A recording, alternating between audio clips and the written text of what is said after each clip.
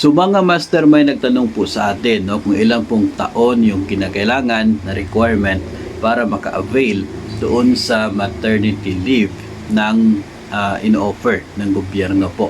No, sa realidad po sa ngayon mga master ay wala naman pong requirement na number of years sa inyo pong serbisyo para kayo ay maka-avail doon sa kumpleto or doon sa with full pay na maternity leave. Nung dati kasi, yon ay mayroon po talagang mga requirement sa serbisyo, no, period of service ninyo para kayo ay maging available o maka-avail doon sa full payment ng inyo pong maternity leave. Nung dati, pwede po na walang bayad yung maternity leave ninyo, pwede rin po na kalahati lamang yung babayaran.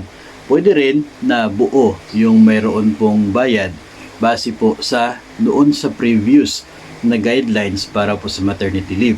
Pero simula po noong nagkaroon ng batas dito po sa 105 days na maternity leave kapag nanganak ang isa pong empleyado ng gobyerno o kaya ay sa private sector, ay hindi na po ito nagkakaroon ng requirement sa serbisyo.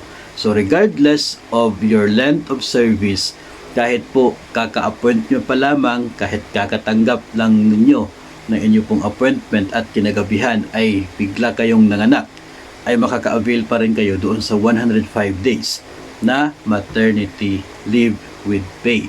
So with pay na po yun. Wala na pong problema.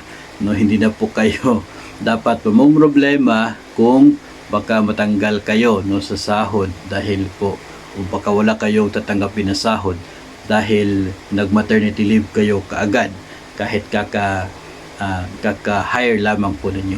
So yun po ay ayon po yan sa guidelines na rin ng Civil Service Commission at maging doon po sa batas tungkol sa 105 days leave, no, maternity leave. So walang problema with pay kahit po isang araw ka pa lamang o kaya ay kaka-hire mo pa lamang sa inyo pong agency. Ngayon, if ever po nakukulangin sa inyo yung 105 days na yon, mayroon po kayong option na pwede po mag-extend sa inyo pong maternity leave. Yun po ang wala ng bayad. Yun ay without pay na po.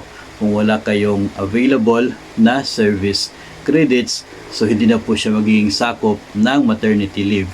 Kapag sobra po, kapag nag-extend kayo mula doon sa 105 days na allowed. No? So, pero kung doon lamang sa within sa 105 days ay wala pong problema, with full payment po yung inyong magiging maternity leave regardless kung ilang buwan o ilang araw ka pa lamang sa serbisyo.